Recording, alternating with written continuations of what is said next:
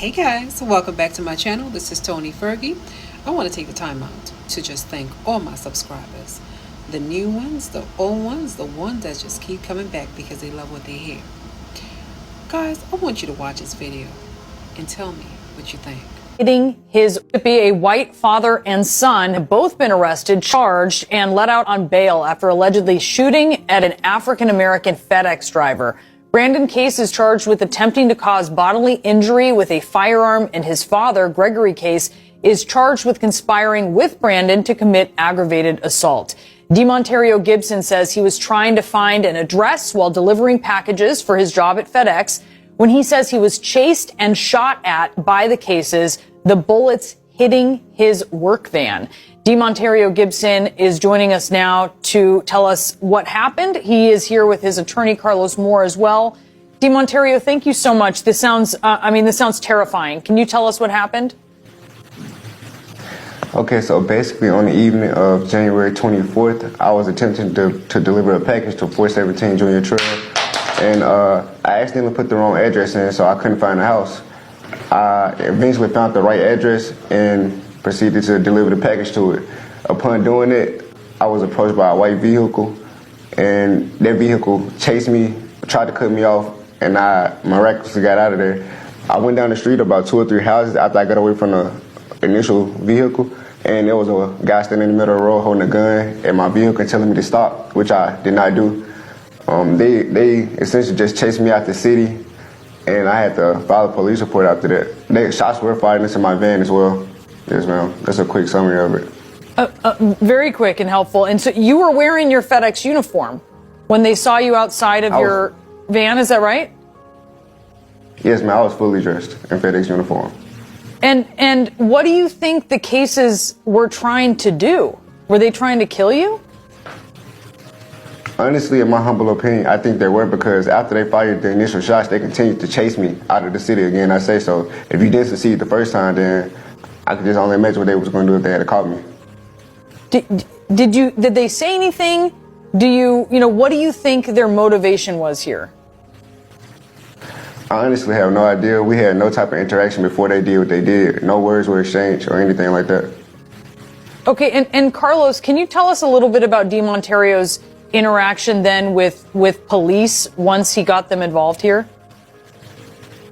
Yes, he immediately called the police that evening after he got to the interstate and informed his boss. The police did not take it seriously, so his boss went down with him the next morning to the station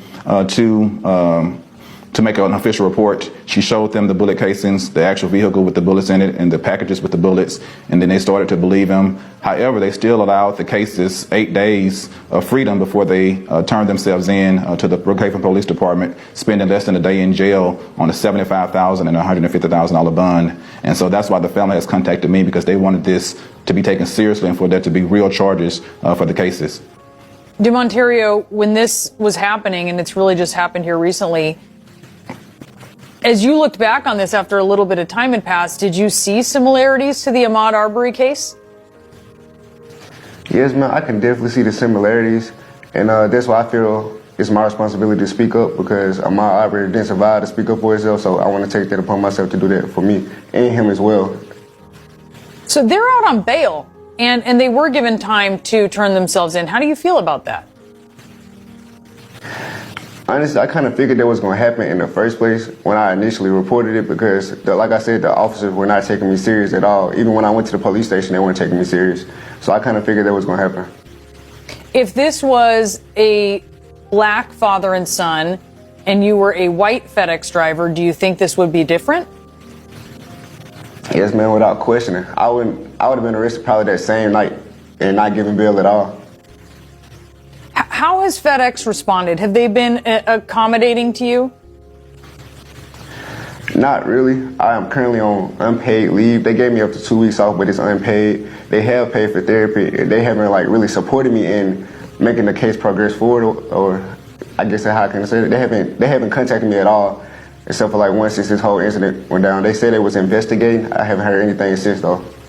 You're on unpaid leave? Yes, ma'am, currently.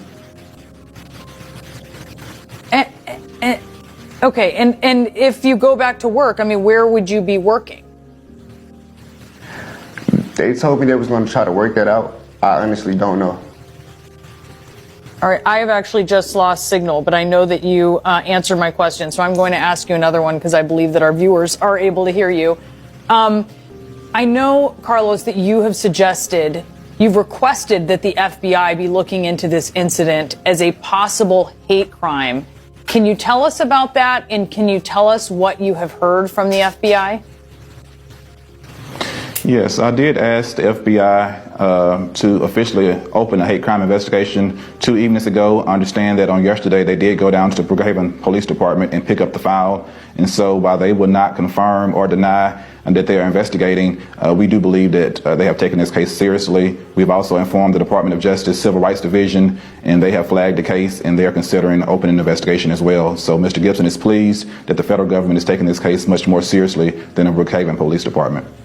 Okay, I can hear you again now, just so you are aware. But DeMonterio, I just want to go back to the situation that you're in right now. So you were shot at in the course of your work for FedEx. You are now on unpaid leave. I'm assuming you needed leave. Tell me a little bit about why you decided you needed leave. I think we all know, but just explain why you're taking some time off.